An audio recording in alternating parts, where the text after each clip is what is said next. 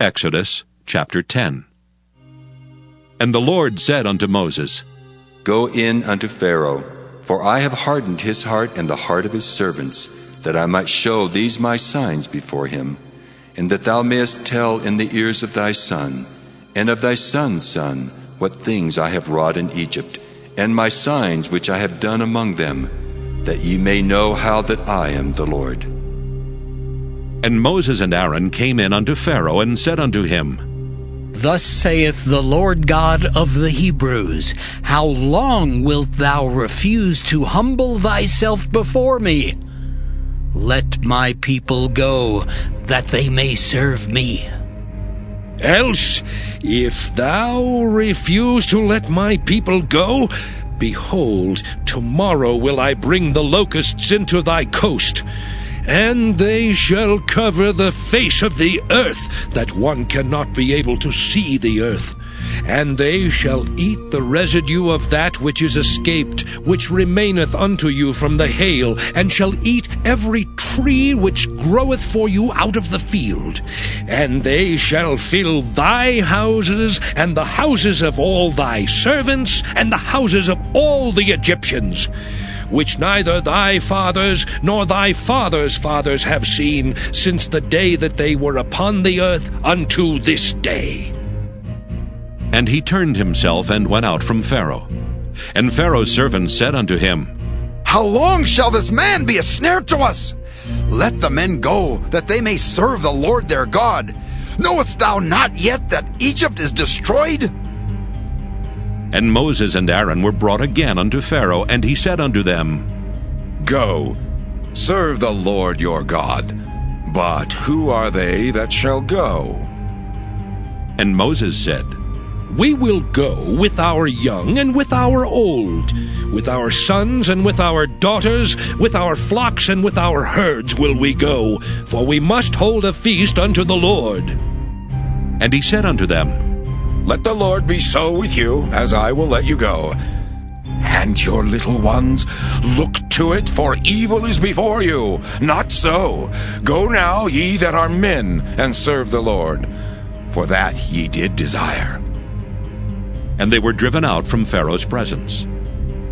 And the Lord said unto Moses, Stretch out thine hand over the land of Egypt, for the locusts, that they may come up upon the land of Egypt, and eat every herb of the land, even all that the hail hath left. And Moses stretched forth his rod over the land of Egypt, and the Lord brought an east wind upon the land all that day and all that night. And when it was morning, the east wind brought the locusts. And the locusts went up over all the land of Egypt, and rested in all the coasts of Egypt. Very grievous were they. Before them there were no such locusts as they, neither after them shall be such. For they covered the face of the whole earth, so that the land was darkened. And they did eat every herb of the land, and all the fruit of the trees which the hail had left. And there remained not any green thing in the trees, or in the herbs of the field, through all the land of Egypt.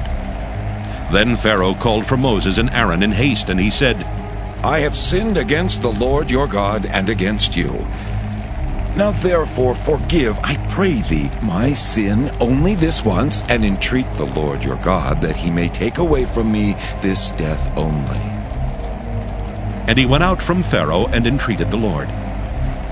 And the Lord turned a mighty strong west wind, which took away the locusts, and cast them into the Red Sea. There remained not one locust in all the coasts of Egypt.